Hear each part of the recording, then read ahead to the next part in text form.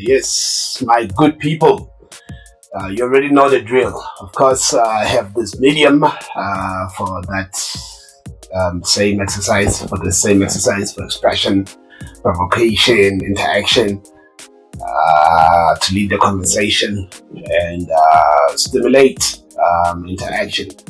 And this is what I'm here to do this morning. It's a Monday, it's the 31st of March, it's literally the last day before we get fooling people tomorrow, and being the what April the 1st, but that's tomorrow. Today is today, and now is now, and of course, man, I go around keeping different circles, stimulating and hoping for these kind of talks and interactions to find expression and all that. But apart from my social circles, of course, this is where I really put it out there in the broad and grand scheme of things, and for everyone to interact with it, and where it really becomes a public discourse. So give Mr. Monare, it's Monday today. It's been a minute since I've been grappling with finding my balance. At least we've wrapped up with the academic calendar for the first term, and it's the holidays, and maybe that's why I'm finding a break to reflect and talk about these things without beating around the bush too much, going there and there, from corner to pillar to post.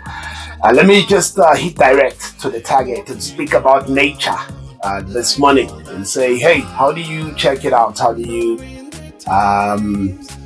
perceive it?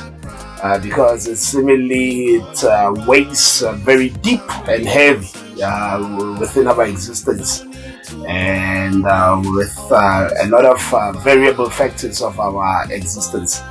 I mean, just to stop circling around and be direct and say that nature is exactly that. It's like a good ear that listens to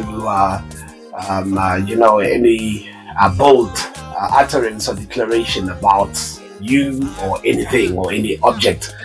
So when you train something, when you teach something, when you really say to nature that I'm a bad person, that's really what you become. Because nature responds to that, or even if people, especially those whose direct ties to you, direct links to you, blood links and all that. For instance, if you have been rejected from the womb, before you were even born, nature listens to that story of you. So your life becomes very difficult versus a child that was celebrated from the womb. Because nature listens to exactly what you put in, what they said about you, so it holds true to that. It's equally the same even in relationships, marriage, where the wife withhold some of the rights of the husband, but that's going to be the modus operandi, the normality, the norm of such entity, such person.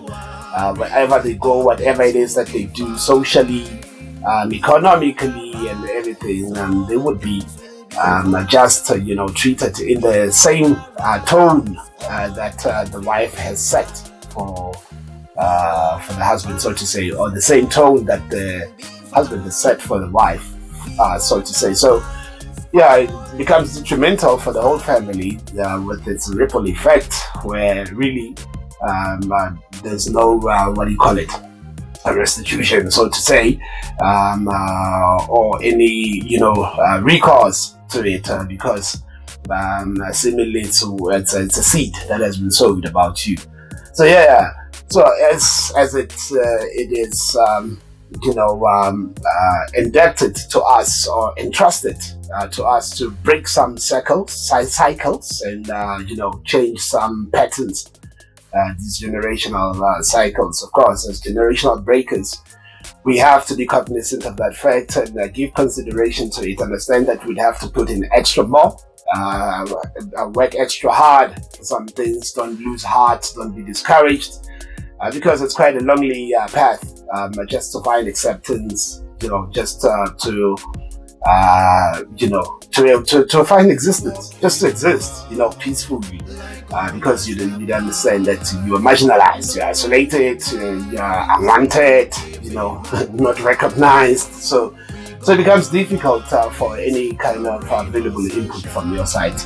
Yeah, but that does not stop us, man, from the mission. I'm talking in light of, or in the interest of this revolution that is entrusted to us to bring to our family, our communities, and all those things. So yes, nature listens. It's a great teacher, but it also listens to what we order it to program, and it responds fairly so to according to instructions of such, what do you call it, programming, and such binary coding. So it's a very important, exactly, it's just the same way as they say the mouth, the tongue is what do they say, life and death lies in the power of the tongue. That's a scripture. I mean, I know even with Jesus, speaking of the scripture, he was also detested, rejected, hated, by the community, to death even. And I know the scripture says that the rejected stone became the chief cornerstone, but it's only in death that he was literally accepted, because only then they could see all his works while he was on. They could reflect on the true character, and not really follow the voice of nature.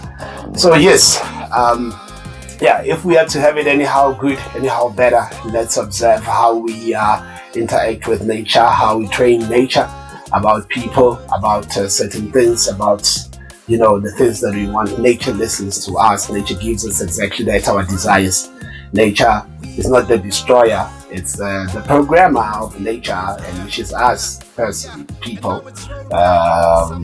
We are the ones that really are the destroyers. So let's really reflect within ourselves, and maybe change certain things. And if we are to move or shift plates, tectonic shifts and all those things, if we are to really become instrumental in achieving such fundamentals, then we really need to change how we think. It's Red Sun and Power. This is Bread and Butter Media House. My name is Mr. Manari. I'm redefined, amplified, and personified. And this is from me this morning. I'll be back again tomorrow with more on this mind provocation, mind stimulation, and mind elevation. Mr. Manari saying to you, one love and one